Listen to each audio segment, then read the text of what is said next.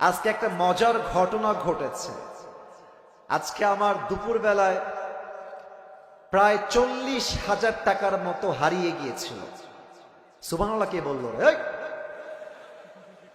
কত হাজার? প্রায় প্রায় 40-এর কাছাকাছি, বাট পরিপূর্ণ 40 নয়। আমি আপনাকে বলছি, জেলার নাম বলবো না, বদনাম হবে। হোটেলে ছিলাম ভাই, আমরা তো প্রোগ্রাম করি রাত 2টা 3টা 1টার সময় মানুষের প্রোগ্রাম শেষ হয়, ঘুমালে মাথায় সেন্স থাকে না। তো আজকে হোটেলে উঠেছি, সারা রাত জার্নি করে গিয়ে সকাল 9টায়। বলেন সবাই কয়টায়? সকাল 9টায় সকাল হয়ে গেছে। তো আমি আবার পায়জামার পকেটে টাকা রেখেছিলাম প্রায় 35 থেকে 40 কাছাকাছি, এরকম কিছু একটা অ্যামাউন্টের টাকা। তো ঘুমানোর আগে টাকাটা পকেট থেকে বের করে বালিশের নিচে রেখেছি, বালিশের নিচে। তো ঘুম থেকে উঠেছি, জোহরের নামাজ পড়েছি, বের হয়ে গিয়েছি বাহিরে দুপুরের লাঞ্চ করার জন্য। কিন্তু টাকা যে বালিশের নিচে ছিল আমি ভুলেই গেছি। হোটেলে খেতে গেছি, বিল দেওয়ার জন্য বলেছে, বিল হয়েছে 600 থেকে 700 টাকা। পকেটে হাত দিয়েছি, দেখছি টাকা নাই। মাথা তো আমার ঘুরে গেছে, কিরে টাকা আমি রাখলাম কোথায়? হঠাৎ করে মাথায় আসছে, আরে টাকা তো আমি হোটেলের বালিশের নিচে রেখে এসেছি। সঙ্গে সঙ্গে কোনো কথা ছাড়াই গাড়ি ঘুরিয়ে হোটেলে আসলাম।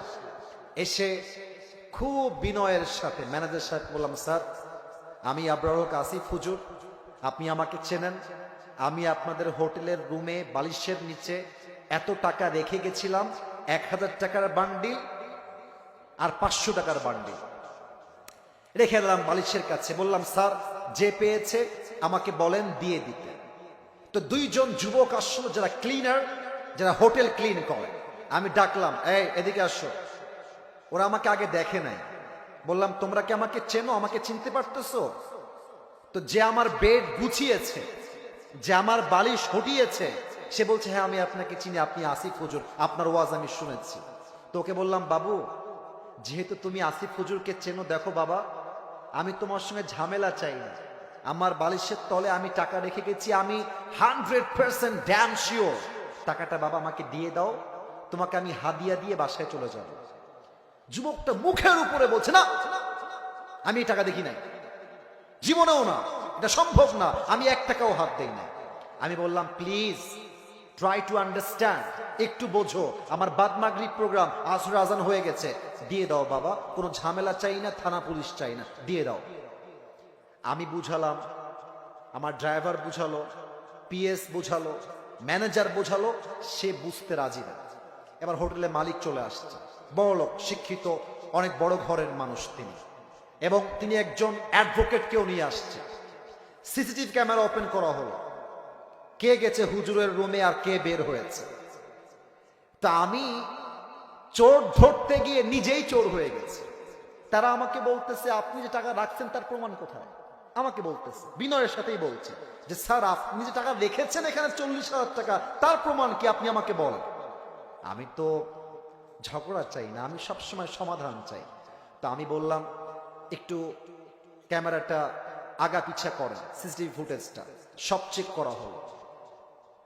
হোটেলের মালিক বললেন, হুজুর টাকাটা হয়তো বা আপনার স্টাফরা নিয়েছে, কারণ তারাও আপনার রুমে প্রবেশ করেছিল। আমি বললাম, দেখেন আমার স্টাফরা, they have been working with me just for 4 years, প্রায় 4 বছর যাবত আমার সঙ্গে তারা আছে, আমার 1 পয়সা তারা হাত দেয়নি আজ অব্দি, ওরা নিতে পারে না, প্লিজ একটু সমাধানে আসেন।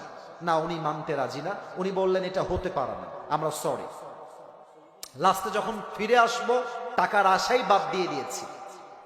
অ্যাডভোকেট তাকে আবার বলছে, এই ছেলে টাকা নিয়েছো, থাকলে দিয়ে দাও, কোনো মারামারি হবে না, দিয়ে দাও, আসিফ তোমাকে ছেড়ে বাসায় যাবে। ও বলছে, না আমি টাকা নেই নাই। আমিও টাকার আশা বাদ দিলাম, যে থাক ওইটা বাদ, ওটা পাওয়া যাবে না। জাস্ট আসার সময় তাকে বললাম যে, স্যার দেখেন আমি আসিফ হুজুর, আমি কোনো গন্ডগোল চাই না, আপনার হোটেলের বদনাম চাই না, তবে একটা আবদার রাখবেন। এই যুবকটা যে রুমে থাকে, চেক হিজ রুম, ওর রুমটা চেক করো। বলছে, ঠিক আছে হুজুর, আপনার লাস্ট আবদার আমরা রাখবো। হোটেল ম্যানেজার, হোটেল মালিক, অ্যাডভোকেট এবং আমার 3 জন স্টাফ ওর রুমে গেল।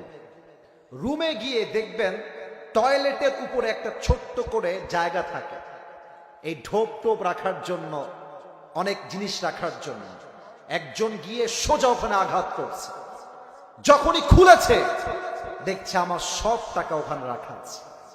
আর যখনই টাকা দেখতে পাইছে মালিক হোটেলের, ওরে ইচ্ছা মতো মারা শুরু করছে। সেই মা আমি গিয়ে পরে ঠেকায় ঠুকায় নিয়ে আসলাম। আর ওই যুবকটা পা ধরে এত কান্নাকাটি। আমি বললাম, যুবক তুমি কি করলা এটা?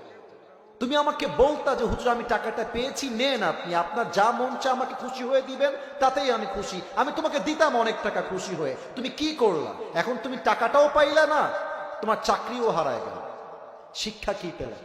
শিক্ষা একটা, যদি আপনি জ্ঞানী মানুষ হয়ে থাকেন, আপনি মাথায় রাখবেন যে আমার এই টাকাটা দামি নয়, আমার বিশ্বাসটা দামি।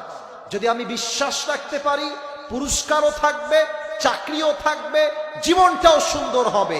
মূর্খতা করবেন, চাকরিও থাকবে না, জীবনটাও অসুন্দর হয়ে যাবে। ঠিক কিনা বলে? এটার জন্য আর একটা কথা আমার বোনদের জন্য বলতে চাই।